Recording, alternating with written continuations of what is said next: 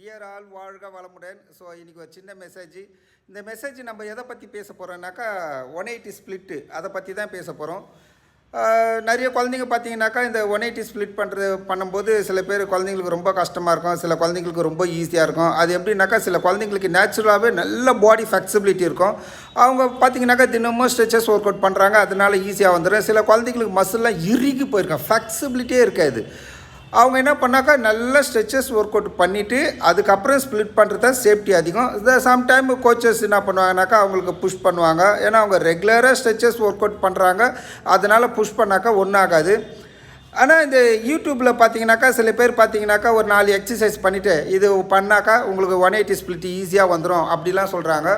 ஆனால் அவங்க ஏற்கனவே 180 ஸ்ப்ளிட்டு பண்ணியிருப்பாங்க. அவங்க எத்தனை மந்த்து அதை ப்ராக்டிஸ் பண்ணி 180 ஸ்ப்ளிட்டு கொண்டுட்டு வந்தாங்கன்னு அதெல்லாம் சொல்ல மாட்டாங்க.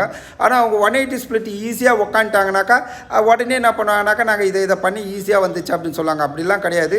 எப்போவுமே பார்த்தீங்கன்னாக்கா நம்ம ஸ்டெப் பை ஸ்டெப்பு நல்ல எக்ஸசைஸ் பண்ணிவிட்டு அதுக்கப்புறம் கொஞ்சம் கொஞ்சமாக பண்ணுறது தான் சேஃப்டி அதிகம். அதே மாதிரி பார்த்தீங்கன்னாக்கா ரெகுலராக ஸ்ட்ரெச்சஸ் ஒர்க் அவுட் பண்ணுறவங்க இந்த 180 ஸ்ப்ளிட் பண்ணும்போது அவங்களுக்கு ப்ராப்ளம் எதுவுமே வராது.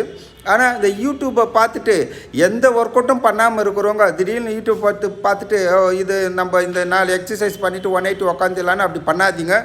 ஏன்னா மசில் பார்த்தீங்கன்னாக்கா அதை சம்டைம் டேமேஜ் ஆகிறதுக்கு நிறைய சான்சஸ் இருக்குது. லெக்மெண்ட் டேர் ஆகலாம், இல்லை மசில் டேமேஜ் ஆகலாம். ஸோ நீங்கள் எப்போவுமே ஒரு இன்ஸ்ட்ரக்டர் இருக்கணும். கோச்சஸ் இன்ஸ்ட்ரக்டர்ஸ் யாராச்சும் உங்கள் கூட இருந்து அவங்க கைட் பண்ணாங்கனாக்கா பண்ணுங்கள். இந்த யூடியூப்பில் இந்த 180 ஸ்ப்ளிட் பண்ணுறத பார்த்துட்டு நீங்கள் எந்த ஒர்க் அவுட்டும் பண்ணாமல் இருக்கிறவங்க தயவுசெய்து பண்ணாதீங்க. ஏன்னா இது எல்லாமே பார்த்தீங்கன்னாக்கா லெக்மெண்ட் சம்மந்தப்பட்டது, மசில் சம்மந்தப்பட்டது. நீங்கள் கைடன்ஸோடு பண்ணுறது தான் பெஸ்ட்டு. அவங்க அதுதான் நான் திரும்ப சொல்கிறேன். அவங்க 180 ஸ்ப்ளிட்டு பண்ணுறவங்களாம் பார்த்தீங்கன்னாக்கா அவங்க சில பேர் பார்த்தீங்கன்னா வருஷக்கணக்கில் பண்ணியிருக்கலாம், சில பேர் மாதக்கணக்கில் பண்ணியிருக்கலாம். மொத்தத்தில் ஹார்ட் ஒர்க் பண்ணி தான் அவங்க 180 ஸ்ப்ளிட் பண்ணியிருப்பாங்க. ஸோ நம்ம அதெல்லாம் பார்த்து பண்ணாமல் ரெகுலராக ஸ்ட்ரெச்சஸ் பண்ணுங்கள், ஈஸியாக வரும். அதுக்கப்புறம் உங்களுக்கு சேஃப்டியாக அதிகம். தேங்க்யூ. வாழ்க வளமுடன்.